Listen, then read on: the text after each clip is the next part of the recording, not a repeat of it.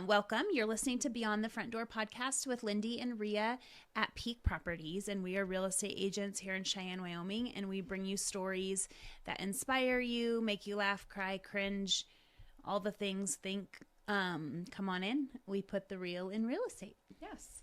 And as many of our listeners know, May and June, we've welcomed a lot of nonprofits on that have talked about how they are addressing homelessness or shelter within our communities. So, in a lot of different facets, whether it has been victims of domestic violence or youth that need homes, or how those nonprofits are out there helping people get into their first home. Just been a pleasure. So today our guest is Robin from the Comea Shelter. Do I have the full name correct? Or Comea Shelter. Comea Shelter. Mm-hmm. Awesome. So anyway, thank you so much for coming on here Thanks today. For having me. Yes, thank you. We're excited to hear about you and the Comea Shelter. Yeah. Okay. So how we start off is we would just like you to tell us a little bit about yourself. What, your family, when you moved to Cheyenne, if you didn't grow up here, where you came from, sort of your journey a little bit. So I've been here since 2010, and I came here for the Comea Shelter. It was that job that brought me here. I was living in South Dakota, and I had just adopted my first of 3 adopted kids. I have 2 adult sons. And I was in the process of adopting a little 3-year-old, and I was too old to adopt a 3-year-old. I was 49 years old. Like technically, or just your personal thought? Well, she's 3. I'm 49. Sure. I'm an old woman, so I just thought, but I'd had her since she was a baby, and thought she was going back to her mother. And when that didn't work out, I couldn't give her away. Sure. So she was mine. So we packed up what we could fit in my Honda and moved to Cheyenne. Rented a house online. Found a babysitter through a real estate agent who, I don't even know how I met her. Yeah. Just everything kind of fell into place. And I had 2 foster kids back in South Dakota who then had to stay behind. And when DFS said, well, we can either look at transferring you to Wyoming with Robin, or we can find you a new family, they said, we'll go to Wyoming. So they ended up following me here then after we got the paperwork processed, and I've since adopted them as well. So I have 3 adopted daughters, 2 biological sons. Came for the job, loved it immediately. It was something I knew I wanted to do, and it felt comfortable from the start. May I ask you what got you into fostering? Like, what was your... So that goes back to even college. I was a late bloomer. I didn't graduate from college till I was 36. So I started in my 30s. And started out as a special ed major, and then met a young girl who told me about CASA. And so we did a paper on CASA. And I thought, you know what, I could do that. I'm going to become a CASA. So I became a CASA volunteer. And became a little more familiar with the foster care system. And then I just felt this kind of nagging, voice that I needed to do something. And so went through the training to become a foster parent, but I thought I'm just going to do respite care. Right. So I started out as respite, and then the caseworker called me and she said, how would you feel about a long-term placement? I don't know. I just went through a divorce. I'm single, and I just have a lot going on. And she said, well, I've got these 2 little girls. They're 4 and 6, and they probably won't be in care very long. Their mom just needs to show that she can secure housing and that she's clean from drugs, and they'll go home. I said, sure. Went and picked them up. All they had was what fit in a little Walmart bag. Yeah. And it was October, and they were in capris and sandals. Yeah. So I had to, go get them some clothes. Well, a year and a half later, they're still in care.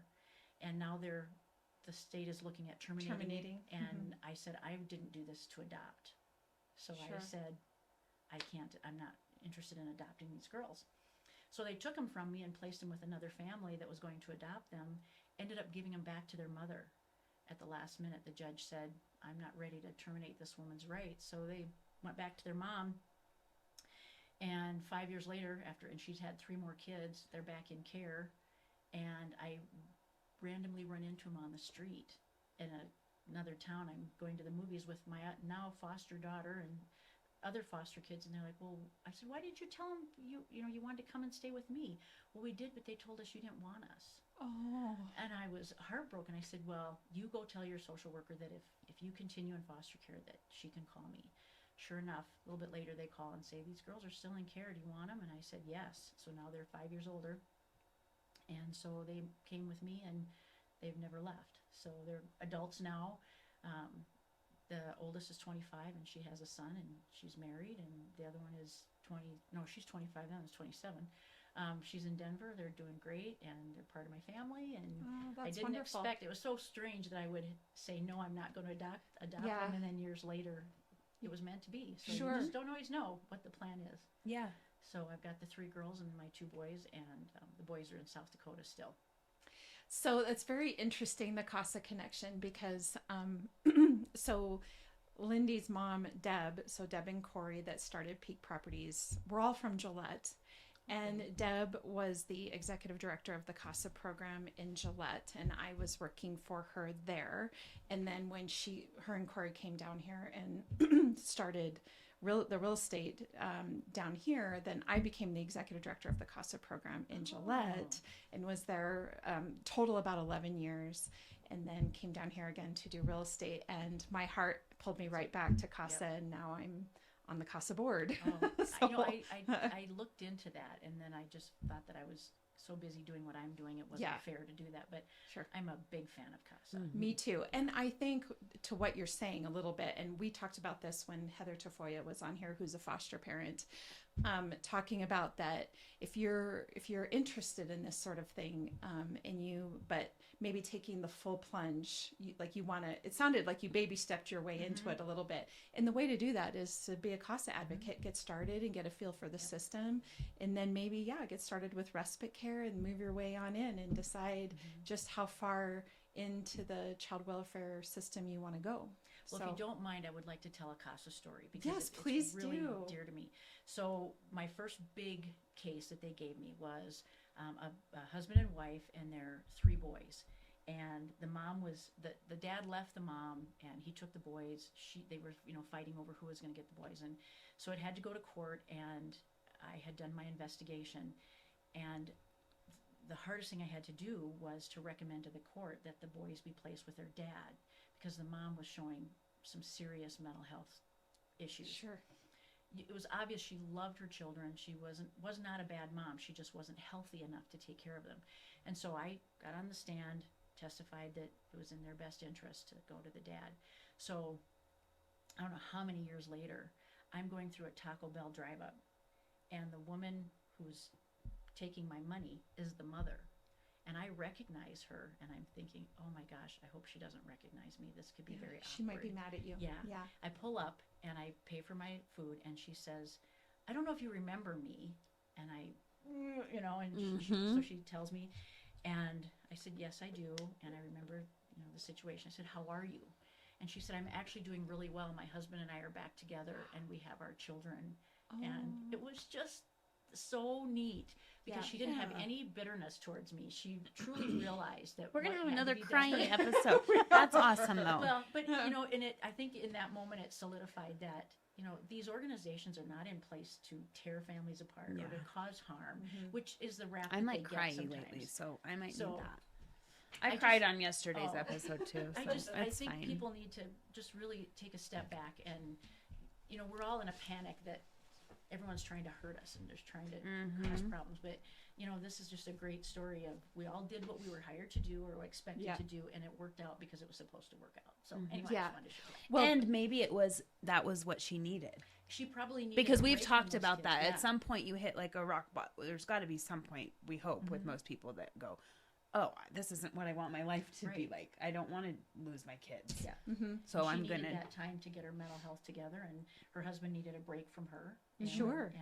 But she was telling me how good her kids were doing in school, and it was just really cool.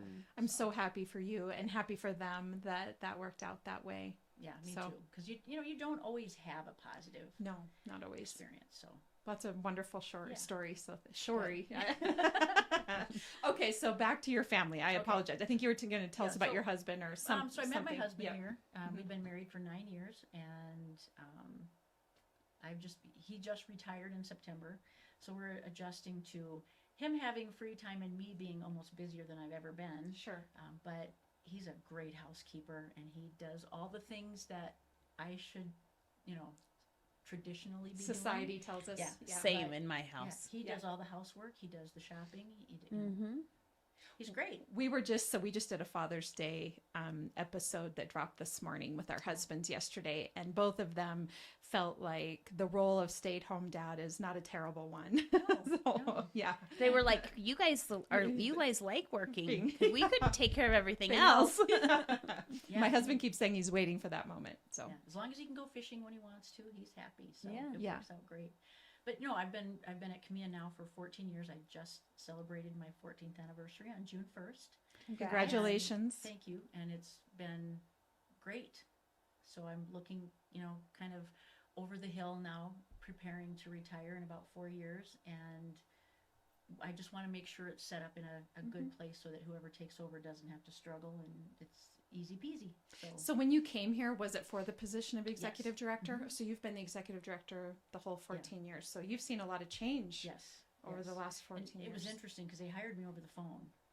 I was Oh. in Sioux Falls, and phone rang, and it was someone from a line had actually done the Sure. Interviewing. process, and so they set up an interview, and I happened to be driving in my car, and I'm like, oh, it's time. So I pulled into the parking lot of a bar, sports bar or something, and sat out in my car and had an hour interview, and they offered me the position, and I said, well, I've never been to Cheyenne, Wyoming, so I think I should probably come check it out before I give you my answer. Sure. So I came out here for a weekend, and mostly it was to convince myself that I didn't want the job, because my whole family was in South Dakota, and moving It's that hard. far away was really hard. And I remember the first night I was at the Holiday Inn, and I called my mom, and I said, Mom, I think I want this job. What am I going to do? And she said, Yeah. you're going to take it. And I'm like, but that's so Aw. far away from everyone, and I don't know anybody here. And it was very scary. I'll bet. It's very scary. And then with a 3-year-old, as a single mom, I'm like, what am I going to do? And then bring 2 more kids out, and it just seemed like a lot. But I don't know if I could do it today. But Sure. back then I was pretty Full of energy. Yeah, and I felt like I needed an adventure in my life, and it was and Cheyenne couldn't have been a better place to do that. And it was funny because probably a year later, my older sister said to me, you lived in Sioux Falls for 28 years. You've been in Cheyenne for a couple of years, and you're more ingrained in that community than you ever were where you came from. Oh. And so that speaks really highly of Cheyenne. They just welcomed me and didn't make me feel like a transplant. Sure. Really, I think at 14 years, maybe I'm considered now Native a enough. full-fledged Yeah. resident. But my husband's born and raised here, so that helps. It does, for But, sure. Nonprofits are hard wherever you're at, but It is. Cheyenne's a great place to struggle in that field.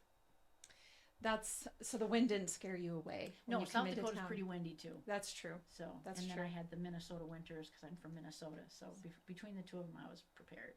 Yeah, you and I have got some real parallels. I'm from Minnesota as well. Oh, where at? Well, I was born in Edina, Minnesota, which is right near I know Bloomington. exactly where Edina Yeah. is. My brother coached football there for Oh, 7 really? years. Yeah. Interesting. So, so I was born in Edina, and then of course my dad brought my mom and my brothers and I out to Gillette during the oil field boom, so the very early 80s. Okay. And that's where I spent all of my life. And then, kind of like you, needed the adventure and came to Cheyenne about 4 years ago. So, and I agree, I love it here. But I'm a Wyoming girl at heart. And South Dakota is I love South Dakota too. Like I could have easily went there as well. They're 'cause so it's- similar. Yes, it really they wasn't an they are. adjustment. It No, wasn't. it's a People similar. are very similar. Mhm. I guess the values are very similar. Yeah. So, I mean, are you into football? Are you a Minnesota Vikings? Oh yes. Okay, good. So my dad was a football coach for 40 years. My dad's actually in the Minnesota Football Coaches Hall of Fame. Oh, My brother is the interesting. winningest football coach in South Dakota. He holds the record. Wow. So, and all my uncles and cousins are football coaches. So I come from a big football family. Interesting. I love it. The only hard part was I never got into the University of Wyoming, the Cowboys, because I didn't have any kids yet Sure. in this area to go to college. Right. Sure. And so I haven't caught on to that. My husband's a big Broncos fan, and so we argue. I'm like, I don't want to follow the Broncos. I got the Yeah. Vikings, even Yeah. though they're terrible. Yeah. A lot of them seem terrible at this point. And The Broncos are terrible too. Whether they're good or bad. And Yeah. if you really My are a husband would good agree fan, with you on mhm, that. And he's Yeah. a Raiders fan, and they've struggled. you gotta hang in there. Yep. Yeah. Well, thankfully with the Vikings, I mean, I think Coach Zimmerman was, clearly a good man and was a good, coach for a long time. But I do think a change in leadership and a little bit of a shakeup in the Vikings is something that they needed. So Zimmer or Zimmer. Zimmerman. I can't remember. Zimmer. That's right. my maiden, or not my maiden name. That was my previously married name. Oh, okay. So I always remember that. But my son is a sports writer and in South Dakota, and he got to interview Kirk Cousins. Oh, he So did. that's always how kind of cool. I have yeah. a picture of the two of them sitting on a stage together and How having a fun. conversation. So I hated to see him leave the Yeah. Vikings, but Yeah. they all. Yeah. Where did he go? I forget. Oh shoot, like Atlanta or something. Something like that. Yeah. Yeah. So talk to us a little bit about the Comea Shelter, Yeah, and I guess that's what. that's why we're here. But this is part of what we do. We like to hear your personal story and then kind of what got you to the Comea Shelter and sort of the changes that have occurred over the years and what you got going on now. Yeah. So when I first got there, I won't kid you, that place was in need of something, and the board was very honest about that. They were very forthcoming. Needed somebody that was willing to come in and make some changes, and so I was up for the task, and they were very, very helpful. So when I got there in 2010, there was 7 employees. The annual budget was like $389,000, and we had the one building, and it was in pretty rough shape. Today we have 22 employees. We have 3 properties, and our budget is $1.2 million. Wow. So, that just shows you You've what grown we've it. accomplished in 14 years. Yeah. I was just talking to our insurance company. We're renewing our property insurance, and I was explaining some things. When I first got there, we didn't have overnight security. We didn't have evening staff. So when I went home at 5 o'clock, residents took over. And they did the check-in of the other residents. They did the overnight security. Wow. They got up and did the breakfast in the morning. There wasn't enough money to pay people to do these things. Sure. And so that was the first thing we addressed was this isn't just about whether you can afford it or not. This is about safety and liability. And so the board was very responsive, and we worked very hard then to make sure that we could increase the budget and make those positions available. So today we have actually 4 full-time security staff. I went to your website before just to look at it, and I saw that. I guess I didn't realize. Microsoft, I assumed, but Microsoft was huge in helping us. They came in and saw that we had barely computers functioning. They kind of laughed at our computer room was a shelf with wires hanging down, and and they were like, we need to help these folks. And so they came in and completely rewired our internet, set up a security system. We have, I'm not sure how many cameras, probably like 30 cameras maybe. We've got a 72-inch TV that sits in the security room, and it's just all the cameras. And so one of our security personnel sits in front of that, and another one sits out at the main desk to see what's going on, where the most traffic is.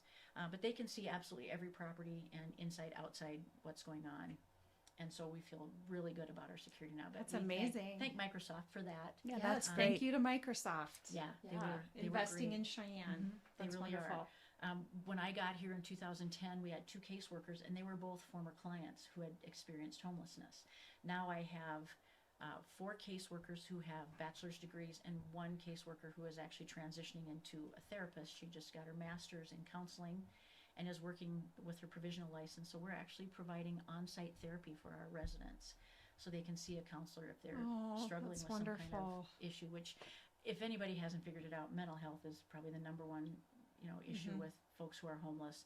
And unfortunately in Wyoming, without the Medicaid expansion, I've had arguments with people, well, we should all pay for our own insurance. Okay, well, if you're too mentally ill to get a job, where are you going to find the income to pay for that? I'm like everybody else, we all should pay our own way to a certain extent. Yes. But there are folks who are so vulnerable, they just can't. Yep. And so to have Janae as a therapist now and have that available to our clients, she's already seeing a number of people on a weekly basis. So we're excited about that. That is wonderful. Yeah, That is, that was huge. We'd love to have medical staff on site if we could, but again, those are big salaries. Yep. I'll jump around a little bit as things pop into No, my you're head, good. But Yeah. when we were gifted the Stagecoach Motel, we were, kind of looking at what we were going to do with all of that. And one of the rooms is really small; it can't be used for much of anything. And so we thought, well, let's put a medical clinic in here. And Zonta gave us a $20,000 grant. And so we had a practitioner in town who was going to be he had already been our physician. He was coming and doing house calls at the shelter. He was going to do office hours in this clinic, and it was Dr. Paul Washburn. He was killed in a motorcycle accident in August. Yes. So we lost our provider.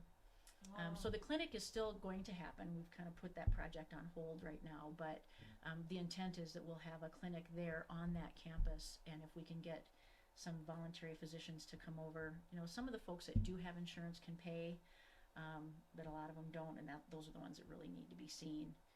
The great thing about Dr. Washburn is if we had someone we suspected with a mental illness, he would come in and do a simple evaluation and at least tell us, no, this was just something else that was presenting that way, this is whatever. But most times it was, yeah, you need to get this person in to see a professional, they need to be on some medication, and we would at least have a place to start. So we do have hopes of doing that. We've got, like I said, a nice team of caseworkers. We've got a good security staff. Our kitchen manager is culinary trained. During COVID, he went back to culinary school and got his certification, so we have a real chef in the kitchen. Wow. And so he does some catering once in a while. That is a nice little side gig for the Comea Shelter. We try and hire former residents. So my head of security, my kitchen manager, facility manager, my janitor. I had others, but they move on eventually. Yeah. At one point, I think I had 7 former residents that were on staff. Now we've got, I think, just the 3. But my head of security, the best part about him is he's a felon, an ex-felon. He has a criminal history, and it makes him really good at his job. Sure. Today he's married with a wonderful, beautiful wife and 3 little children, and he's law-abiding citizen. But back in the day, he was kind of a bad guy. Yeah. And but he understands. He knows what to look for. Yeah. He knows how to talk to folks. He's intimidating looking, Yeah. so it Sure. works. Sometimes I think, we preach that we give second chances, so it would be pretty hypocritical if we didn't do that in our own business as well. But if you find the right person and you show them that you believe in them and you have respect for them, my ex-felons are my most loyal employees. They've got my back every day because I gave them an opportunity and I gave them a chance, and they respect that. So I will never, ever apologize for hiring ex-felons. Well, and two, and I think it reminds me of the situation going on with Lana over at Recover Wyoming, where they have that peer specialist program, because really what it often takes is those that have been through the journey to help the ones that are currently going through it, kind of pulling them through it. And so while these guys are maybe with your security team, they're probably mentors, they probably have a listening ear, those sorts of things for the people that are coming through and kind of helping them guide through it. And I'm a firm believer that those that are in the trenches are more likely to listen to the ones that have been through the trenches and have made it through the other side. Yeah. So 3 of my caseworkers are in long-term recovery. So they when they're in it with them. When their clients say, "You don't know what it's like," I they do. can say, Yeah. "Well, I do. And that's helpful. And I'm not a drug user or a recovered drug user. I was lucky to escape that. And so when clients try and talk circles around you, it's nice when I can go to someone and say, okay, is this really a symptom of what they're talking about? And having that firsthand knowledge means a lot. It's everything. Really does. Yeah. So what are the services exactly that Comea provides? So we've really enhanced those services. When the shelter was originally designed, it was really just that, a shelter. It was just meant to provide overnight housing, didn't even serve food. Then that came later. And of course, as everything changes in the world, we have to change too. And so shelters are no longer appreciated for just shelter. We want to see people moving into self-sufficiency and really changing their life. And so the shelter had to do that too. So we had to start hiring caseworkers that had degrees in human services and this kind of thing. We had to start offering programs that helped with that. So we implemented some levels of housing. So when you first come to the shelter, we do have an emergency stay because not everybody's interested In a long term. Right. But if you're there for an emergency stay, you get 7 days, and that's it. 7 days is enough time to get some rest, get a couple clean showers, get your laundry done, get some food in you, and then you can move on. We also use the 7-day stay for out-of-state travelers. We have seen such an influx of people from out of state and coming from Maine, from Washington, and why do you come all that way with all these different cities in between and you settle on Cheyenne? So we're very cautious. We only have so many resources, and we used to serve anybody and everybody. And in 2019, we had a consultant come in. Governor Meade paid for this consultant to come. And he said, you guys are going to go out of business if you keep serving everybody that comes to your door. You have to start prioritizing your services, and you need to start with your community. So he suggested a residency policy for anyone that has ties to Wyoming, because some people do move away and come back. They have family here, whatever. Sure. So that's our policy, is if you can prove you have ties to Wyoming, then you're eligible for a long-term stay. If you're just randomly showing up in Cheyenne because you think you want to live here, or you just, heard there was a service for right, you, or I heard don't there know. was Yeah. exactly. Yeah. You get 7 days.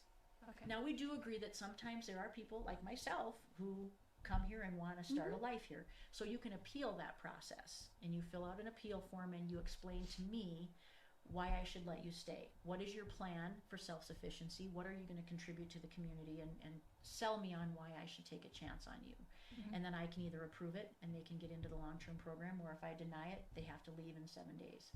So those are the short programs. Then for folks that are eligible and want to really work on getting out of homelessness, the first step is the Journey 1 program.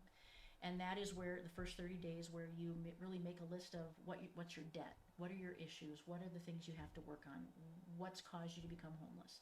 And we take those 30 days to start knocking those things out. So if you've got debt, let's figure out, if you have no income, we need to get you a job and get that income coming in. But if you're mentally ill or if you're physically disabled, we have to look at other pathways. The second step then is the next 30 days, which is Journey 2. So assuming then that you were able to find a job, now you're going to maintain that job, you're going to start paying off that debt, you're going to start working off your budget and really practicing these skills. From there you go to the Pay to Stay program, which is a separate dormitory that's more private. You have a sleeping cubicle, you have this group of 10 men and 4 women can have their own kitchen, their own laundry, their own living space, but you pay rent now because you're going to pay to stay here. So for the men, theirs is a little bit nicer, it's bigger, they have a little bit more of the amenities. They pay $250 a month. The women, they share a small apartment, but they still have their own kitchen, bathroom, and it's for 4 women, living room. And I believe they may pay $250 as well. The only thing they don't have is the laundry. They can live there for up to 6 months. And we extend them, but we always have limits just as a guide. Right. You know, we don't want people to think that this is a permanent situation. Those are our most successful, the Pay to Stay, because that's for the people that really don't have a lot of issues. Maybe it was situational. Sure. Something happened. Break up a relationship, you got sick and lost your job, now you got to start over, something like that.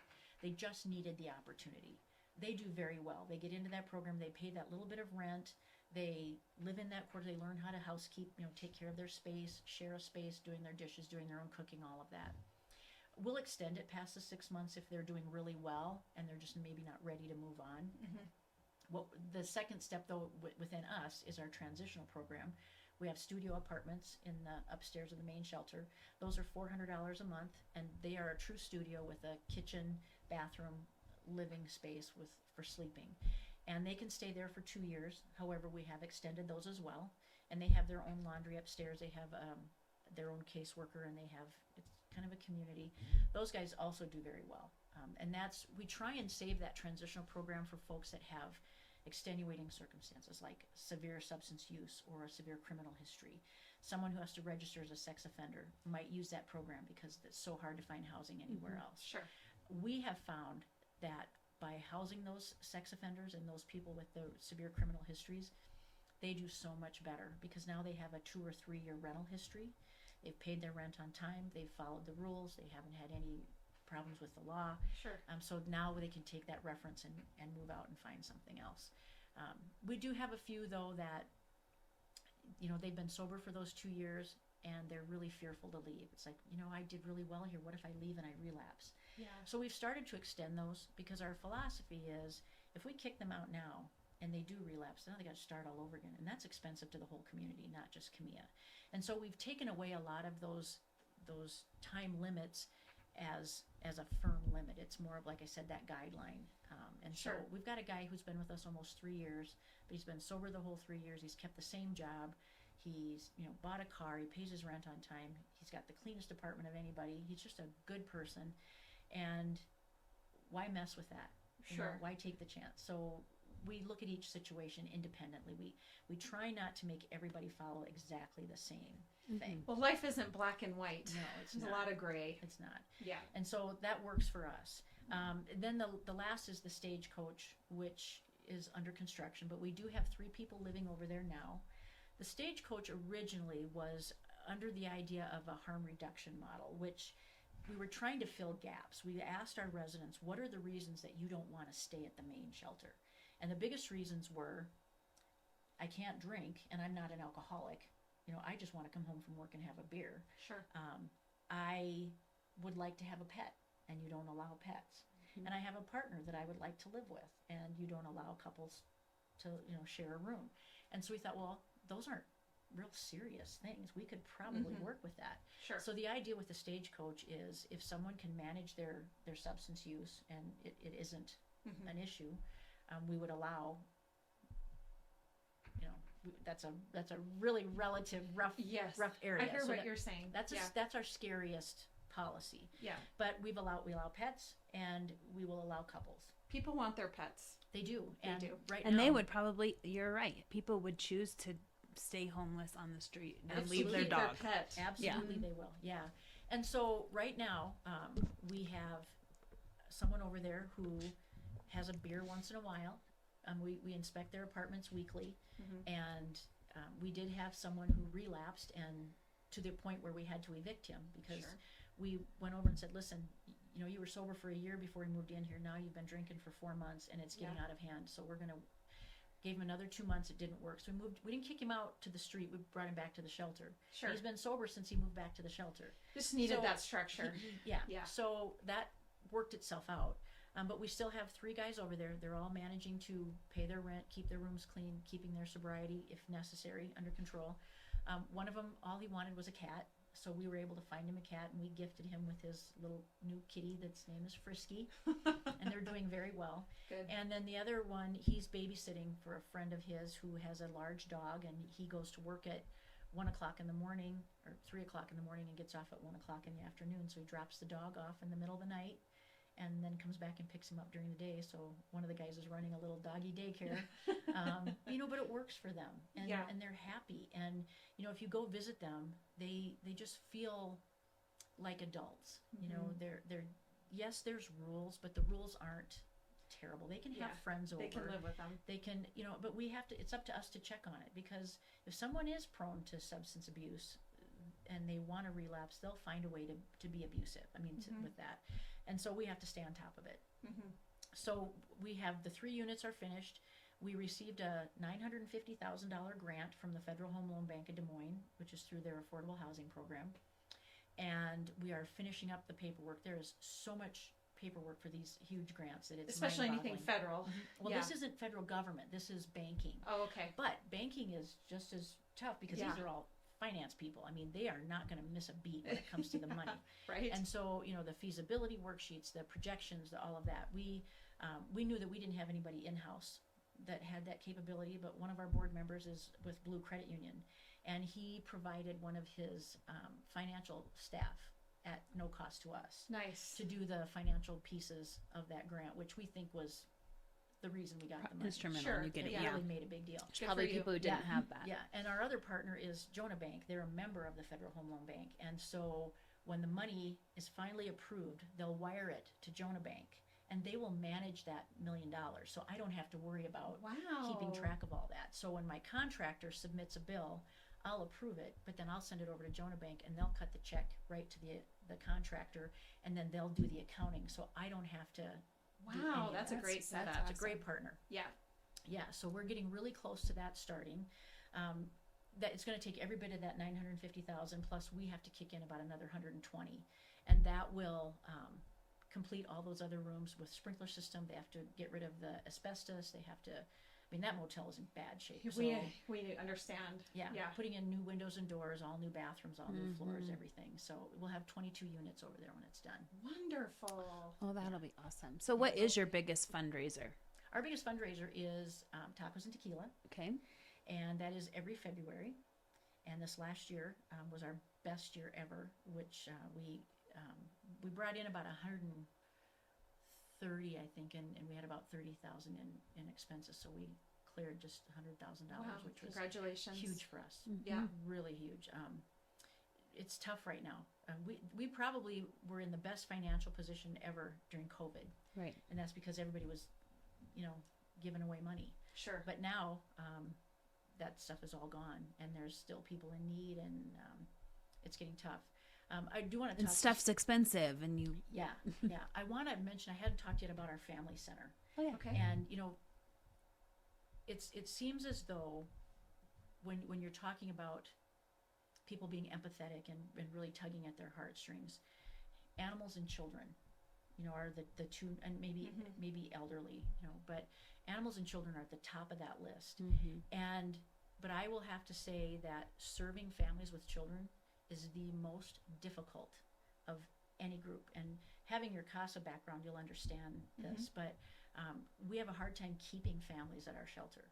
We have room for 4, and this was a really interesting story. So we wanted, right about the time before COVID hit, we wanted to acquire this. It was a restaurant, and it was a medical clinic right next to the shelter. Mm-hmm. And we didn't really have the money for it. So a private donor stepped forward and said, we want you to have that building. So we're going to give you $150,000 to put down on that building so you can buy it. So we carry a mortgage on that building. So we were buying that, and then COVID came along, and we're like, man, how are we going to come up with the money to remodel this thing? It's a medical clinic. Well, I'm sitting in my office, I get a phone call from this young man. He says, I'm a casting agent from a television show. Perhaps you've heard of it. It's called The Fixers. I'm like, I watch HGTV all the time, and I've never heard of that show. He says, well, we're on BYU TV, so it's part of the Brigham Young University. Okay. And he said, we're a fix-it show, and we normally go overseas and do projects in third world countries, but with COVID, we can't travel. So we're looking for domestic projects. And I'm thinking, who is calling me and pulling my chain about this? Because this is a blessing. Yeah. Yes. So part of me is like, no way, this is just silly. But I thought, well, who knows? What so if it's I'm young. I don't want to offend anyone. Got to take the chance. So I tell him that we've just bought this building, or we're in the process. We hadn't even bought it yet. We're trying to buy this building. It would be a good project, but other than that, we don't really have much going on. He says, well, I'm going to talk to our executive producer, and we'll see. She'll maybe give you a call. Sure enough, this woman calls me. Hi, I'm Jill. I'm the executive producer of this show, and I hear you guys have a project. We're kind of interested. I said, how did you find us? Yeah. And she said, well, we told our casting people to just start with the capital city in every state and then type in homeless and see what pops up. Well, of course, Comea's going to pop up. Mm-hmm. So I told her about the building. She had me send her paragraph after paragraph about what we do and how we do it, what we're going to do with the building, all of that. And so it's getting to be, was it September? Yeah, we close on the building. So I text her immediately and I say, Jill, we just closed on the building. She says, okay, I'm going to submit your project to the producers and see what happens. She called me like a couple days later and she said, they picked your project. Oh. And I'm like, that's awesome. What does that mean? She said, well, how does that last week of October look? Oh my God. And I said, you mean this year? And she's like, yeah, we got to get moving. Nothing moves that quick. And I said, in the nonprofit world. Okay. And I said, but what are we going to, I don't know what to do. She goes, you don't do anything. We do it. Their people got on the phone and called stores, retail stores in Cheyenne and churches. And they recruited all the volunteers. They recruited all the donations. They did everything. I just sat in my office. Oh my gosh. And so then when they show up, we meet with them. Well, first they send a guy who's going to design the building. He's from Wyoming. So they went with like Wyoming-based folks. Yeah. Okay. I mean, he lives in New York, and he is a television producer. But he was from his Wyoming. family lives in Casper. I think his dad might live here. His brother's in Casper. But anyway, he's from here, so he doesn't tell us that till we're done. He's like, I'm actually from Wyoming. I'm from Cheyenne. Aww. So he designs the building. Then they all show up, and they come in like, trucks and people, and it was the most incredible experience. And in 7 days, they transformed. It's no joke. It is just like you see on television. Like the extreme home makeover is It what I is keep thinking. And, they started on a Sunday and they finished on a Saturday. And I was the person that they were revealing to, so I didn't get to go over there. They would park, vehicles, so I couldn't really see what was going on. And one day in the middle of it, the producer called me. She goes, how you doing, Robin? And I was crying in my office. I said, terrible. I said, I'm missing this whole process. I feel so left out. I want to be over there helping. And she said, well, we haven't gotten very far. So if you come over today, we'll let you help tile in the bathroom. So I put on my grubby clothes and I went over there and I helped the woman who was the main crew person, was a female. I helped her tile the bathroom, and we talked and shared and had a cry session. And, Yeah. had this great experience. So then I had to go back over, and that Saturday, they had board members there doing all the staging, and everything. And so my husband and daughter showed up, and they had the cameras rolling, and they revealed it to me, and I did just like everybody else. I cried and did the oh my gosh, oh my gosh, oh my gosh. Of I mean, you feel course. so silly because you say it, and you're like, I sound just like those people on TV. You're like, it's how it, But it's yeah. true. But it is. It's true. Everything is so new and it's so Yeah, beautiful, that's and you're awesome. crying because it's so amazing. So now we have this building for 4 families that is so homey and cozy and lovely. And the first year it was full for the whole year. But now it's been a couple years. That was 2019, and we are struggling to keep any families in that building. So back to my original Comment. point, Mhm. when we found that Family Promise has the same situation. We're very tight with Family Promise. Our staff work really closely. We share information. And so they have the same issue, is when families will call you and say they're homeless, and they'll say, what do I have to do to get into your shelter? Well, because it's families and because they're living communally, we do background checks. Because if family A has a violent offense or a drug offense, we need to know about that to protect family B or B. C or whatever. And so there's a waiting period. We don't just take them in. So that was part of it. But then when they'd meet with the caseworker, and the caseworker would say, well, so here's the thing, you're expected to find, one of you has to find work. If there's 2 parents, we will allow one of you to stay home with Sure. the kids, but one of you has to go to work. Most often they're single parents, so you do have to get a job. You have to get your kids enrolled in school or daycare. These are our expectations. We want them up by 8 o'clock in the morning. Kids go into the kitchen and have breakfast. You make them breakfast. They sit at a table and eat breakfast. You get your day going. After they get home from school or daycare or whatever, there's time to do homework. We have, places for them to do this. There's time for TV, but we even have specific times that, if your little one is only 2, 8 o'clock is late enough for a 2-year-old. So that means baths start, dinner's at 6, then there's bath time, then maybe cuddle time, reading stories, and the little one is in bed by 8 o'clock. And these parents are like, no. Yeah. And they don't come back, they don't call back, they don't show up, or if they do, they don't follow the rules.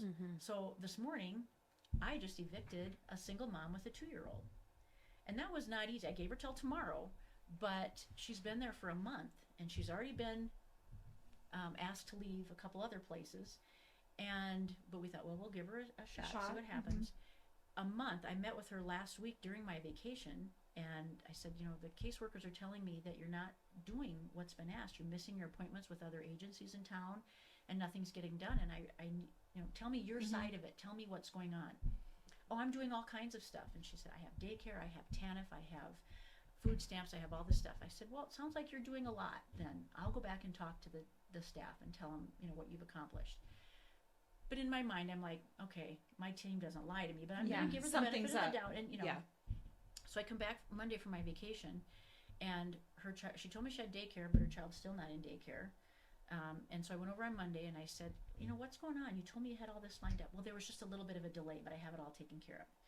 And I said, it appears that we're getting different stories. So I'm going to give you this week to show me that you've been telling me the truth. So you've got till Friday, to show me what you've got going on. And I said, the biggest concern, though, is at 9:30 in the morning, you're still sound asleep. And, you've got to get up and get going. And you've got your little one up at 11 o'clock at night. These are not healthy ways. Right. And I said, and I understand that when you fall into homelessness, sometimes your routine takes a hit. Sure.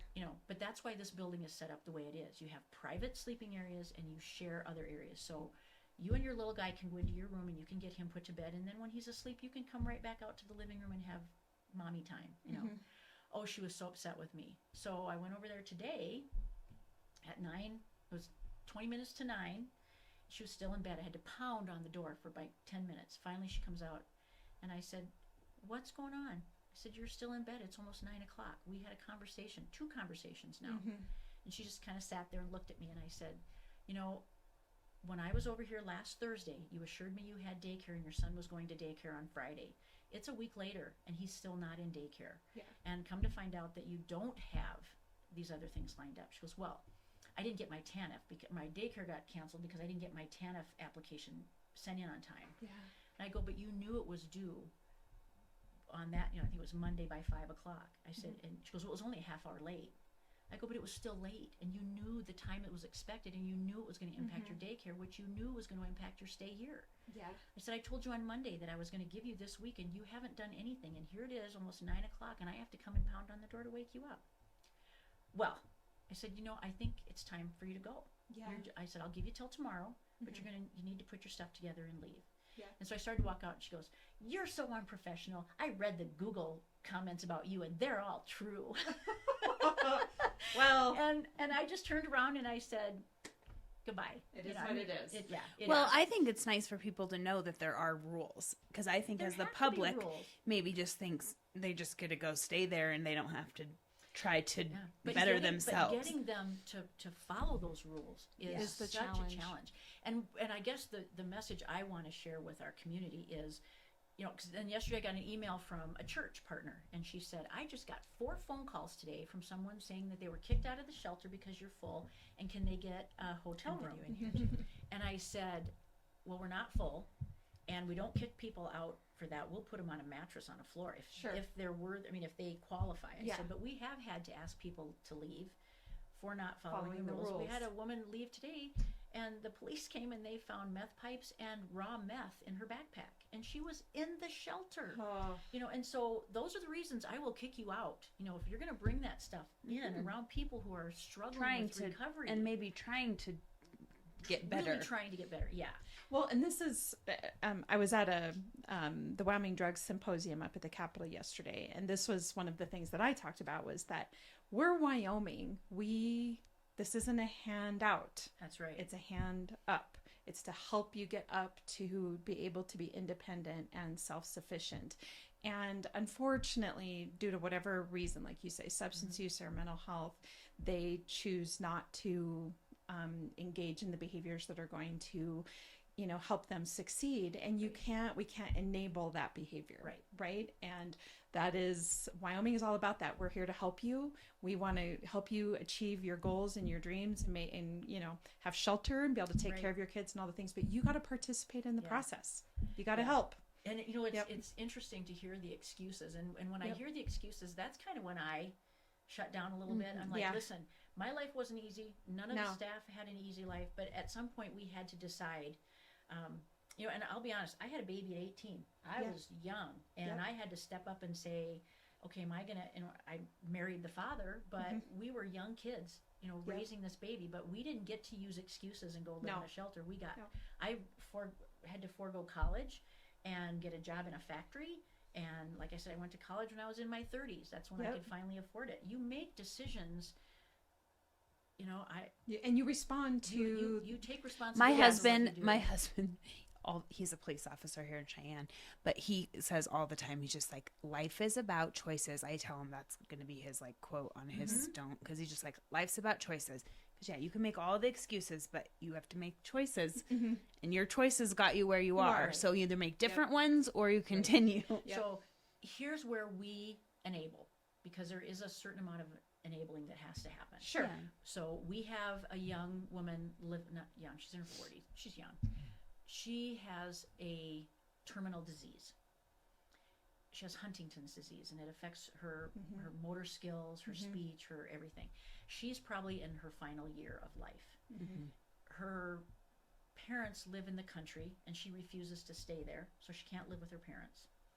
So they support us financially, very generously. Oh, interesting. Yeah, we have to have someone come in from Synergy to bathe her once a week, because she can't bathe herself, and we can't really afford to do it daily, but once a week she gets her clothes changed, she gets a shower, gets her hair washed. Her parents come and visit her. They manage her medication. They look after her as best they can. But she's stubborn, really stubborn, and she is getting to the point where she's mean. She is disruptive to the other residents. And her parents Does she leave during the day? She will. She doesn't have to. We don't make her leave. We let her stay, but she'll walk up to the Salvation Army and have lunch and walk back. She struggles to walk, but she'll do it.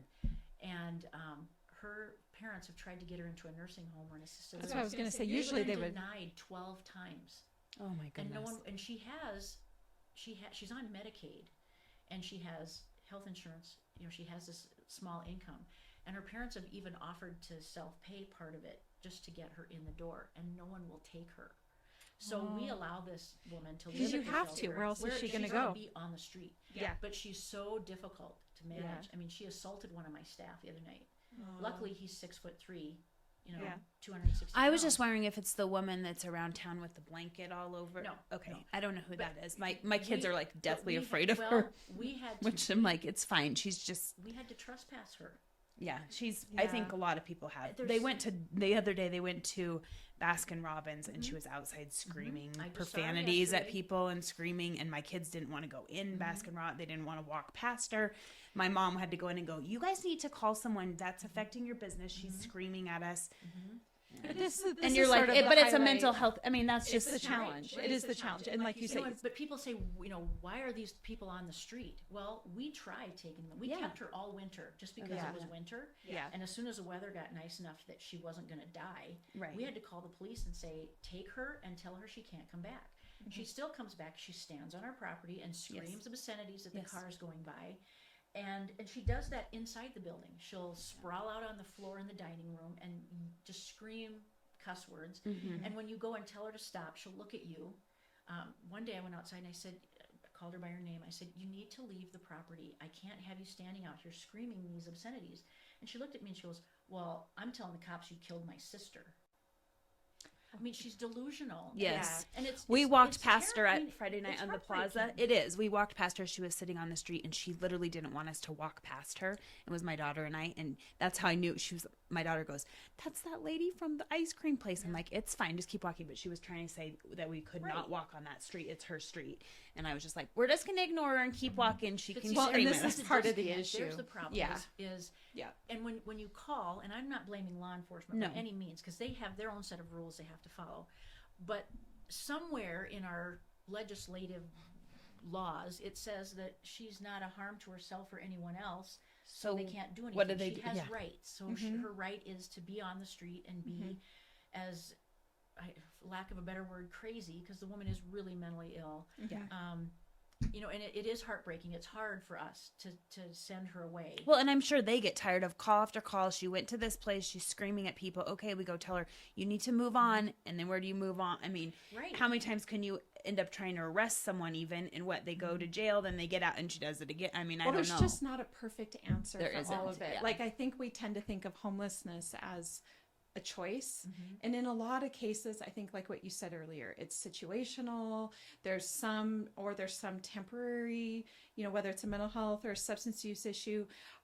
I would be spitballing a number here, and you correct me if I'm wrong, but I would imagine far more than half of those that are homeless, you can help transition out of the process and into The number's getting lower. Okay, It used to okay. be way up here. Yeah. Is it used to- because of mental health issues? But Yeah. now Yeah. you have some people that there really is not a perfect answer, No, and When you could get her mental health help, that doesn't mean she's going to take the Right. medication. It doesn't mean it's good. I Exactly. mean, Exactly. there's just some. and, Yep. and she, that's just another, but there's probably a half a dozen examples of those. Sure. And those are the folks that are coming to us from out of state.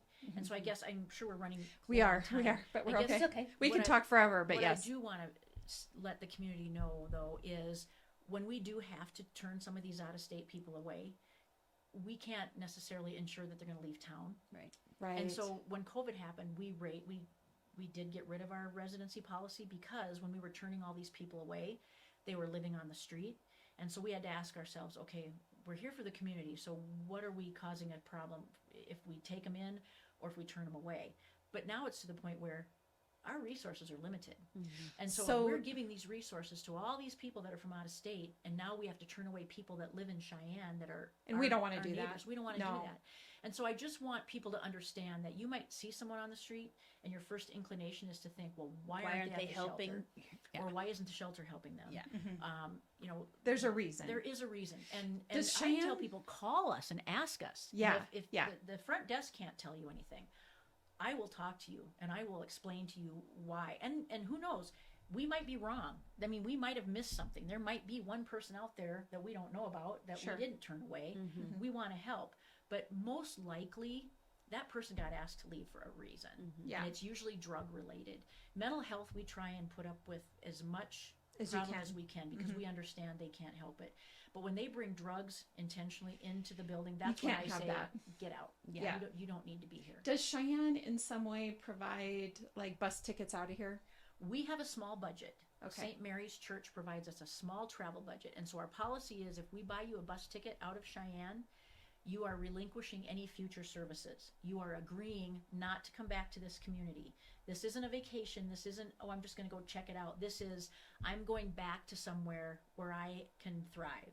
So we try and make sure that we send them somewhere where they have family, or maybe it's where they came from. What folks don't understand is, if you are from Washington and your ID says Washington, you can get services in Washington, but you can't come to Wyoming with that ID and get services here.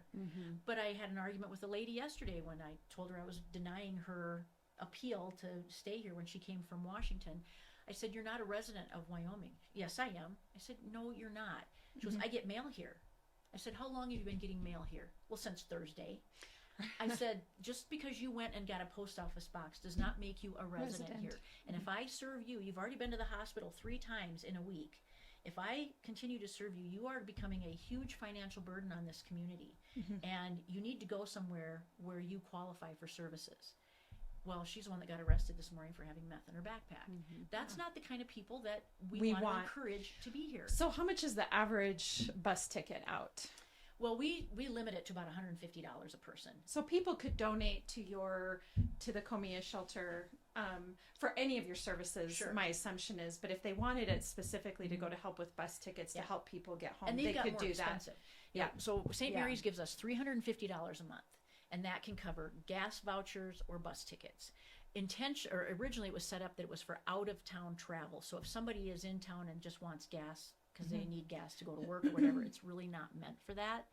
But if someone has a car and they want to go back to Tennessee or somewhere, we can give them their first tank of gas. Okay. Something like that. Sure. But it's mostly bus tickets. Well, we used to be able to buy at least 3 or 4 bus tickets a month with that $350.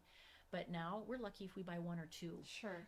Oftentimes, though, we'll recommend, especially if they need mental health support, if they need to be on Medicaid or Medicare, something like that, we'll send them to Colorado, because you can go into Colorado and you can they have kiosks. You can sign up for Medicaid and get it approved because they have that expanded whatever. See. So some states have that almost immediate coverage. We don't have that. So somebody can live here. It can take you 2 years to get on disability and Medicaid. And we had a gentleman here who was from Wyoming, but he had dementia and he didn't have his ID. He lived with us for 2 years because we couldn't, without an ID, we couldn't get him charity care at the hospital, and we couldn't get him diagnosed, so we couldn't get him on disability.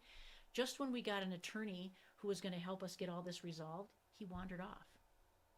He's been gone now for 3 weeks. We think he walked towards the truck stop, and we called his nephew, and his nephew said, when I visited him, all he talked about was being a truck driver. So we think he walked to the truck stop, got on a semi with somebody, and skipped town. But for 2 years, we housed this guy because of his dementia, and we couldn't get him any help because the lack of ID. Sure. And and these state agencies have policies. If you don't give me the right documentation, I'm not giving you an ID. Right. So there's some really crazy, unique, situations that cause people to be homeless for extended periods of time, and they're very expensive. Well, they it sounds here or live with us. It sounds like if people want to support, you're really kind of at the heart of homelessness here in Cheyenne. And so if people, it sounds like there's maybe a few different ways that they could give to you or to donate and help address some of these issues here. And so how can they find you? If anybody's interested in that, what's the best way to get a hold of you and find you? So just calling directly. I don't have a secondary line. You call and ask for me, they're going to ring it to my phone. So our number is 632-3174. Call the shelter. Ask for me, go to our website, comeashelter.org. Okay. We have a really nice Facebook following. We try and put a lot on social media. Yeah. But if I could get any message clear to somebody is, please call and ask to talk to me. Yeah, I'm busy and I have stuff to do, but how beneficial is it if I take 30 minutes to have a conversation with someone and really answer their questions about what we do, invite them in for a tour, whatever, and now they see what we do and they want to start donating money, it's Sure. worth my 30 minutes Absolutely. to help them understand. If you've heard a story about the shelter and you think, wow, that's a crappy place, come and see. Yes. Yeah, you just We're don't not- assume. Right. And things. we're not Yep. supported by tax dollars, so it's not like everybody's paying for us. We're private donation and grant funded. Sure. So we're not on the city budget, the county budget, the state budget, any of that. So Yep. your tax dollars are not, unless it's through a grant, Sure. they're not supporting us. But my caseworkers will take time to give somebody a tour. Everyone on my staff is capable of giving a tour. So if I'm not free, somebody else is. And we will take the time to answer those questions because we Perfect. want people to know what we do. And if it is something that we're really doing wrong, maybe we did somebody wrong, we didn't handle it well, I want to know about that. Sure. Because how can you fix it if nobody tells you? Right. You can all talk over here about what a crappy place it is, but if you haven't come to us and said, do you realize someone was treated like this, and I can Yeah. find out that they truly were treated like that, Right. I don't want that happening. Yeah. And I don't know a director in this town that wants their Right. nonprofit doing something that No, of course. Everybody's doing Right. good work and hard work. So at least they're trying to. Yes, yes. Well, thank you so much for sharing Yes. everything about I've the never Comea heard Shelter. anything bad about I the haven't Comea either. Shelter. So Well, go to Google because the Well, I- reviews are Google- terrible, but they're mostly directed at But me. guess what? The people who do reviews, that's what they do. That's why they do it. Yeah, Because they have something negative to say. But when I look at them, I don't read them anymore, but I did once, and I'm like, holy cow, I'm a terrible person. No. I mean, but they will rip you apart. Yeah. So really quickly, because I have to get moving along. So in maybe a minute or less here, I have a question for you, and Lindy has a quick question for you. So my question is, what is your favorite thing about Cheyenne? Oh gosh, Comea. It really is, because I know it from inside and out, and I guess when I say Comea, I mean the people attached to it. Sure. The board members, the Services donors, you're providing. not my staff. I have the best staff I've had in 14 years. I have the best board I've had in 14 years. I have the best donors. The people that give, I've got a handful of donors that call me, email me, just check in, text me. Will just send me a note and say, hey, I'm thinking about you. I know your job is hard. I hope you're okay. The people That's that wonderful. awesome. yeah, Yes, and I that's wouldn't wonderful. have known. And maybe I picked Comea instead of saying the community because I wouldn't have met them if it hadn't been for Comea. Sure. So for me, Comea has been the best thing that's ever happened to me. Wonderful. I love that. That's awesome. And my question is, if you could buy real estate anywhere in the world, because it's a real estate podcast, where would it be and why? And money is no object, or what would you buy? Well, I do love Wyoming, and it has been very good to me. And through Leadership Wyoming, I got to see the beauty of Wyoming. I had no idea this state was so miraculously incredible. But when I retire, I want to move back to South Dakota because that's where my grandkids are, and that's my heart. It's hard to be away from the grandbabies, isn't Yeah, it? it really is pulling at me. And my husband got to see his grandkids grow up here, and bless his heart, he said, you deserve the same opportunity. So Yeah. he's willing to move with me. So it would be Wonderful. South Dakota, but only for that reason. For the grandbabes. Yep, that's where my family is, and they're not going Nice. to come here. Yeah. So Well, thank you so much for sharing about the Comea Yes, that was Shelter, and amazing. yeah, I learned a lot, and we'll have to come down sometime and take a tour of everything. absolutely. So on the day of Wyo Gives, Right. we are having a donor appreciation day. So from 11:30 to 1, we're giving away walking tacos because of course we've got to provide tacos. Yes. We can't give away tequila, but we will give sodas and walking tacos, and then we're offering tours. So if people are that's awesome. curious, Yeah. I mean it's not till July, and you don't have to wait that long. Sure. Like I said, we have enough staff. You can pop in, and if somebody's busy, we'll find some. The janitor can give a tour, and he's great Wonderful. because he used to live there. So Wonderful. Yeah. Well, thank That's you. awesome. Awesome. Thank you so much. And for all of our listeners, as you all know, Lindy and I are realtors here at Peak Properties. So if you're looking to buy or sell real estate, we would love to help you with that. You can find us at www.sellcheyenne.com, as well as all of our social media channels, as well as Beyond the Front Door podcast on Spotify, iHeartRadio, Apple Podcasts, and YouTube. And have a wonderful day. Yes, thank you. We got to get a picture really quick.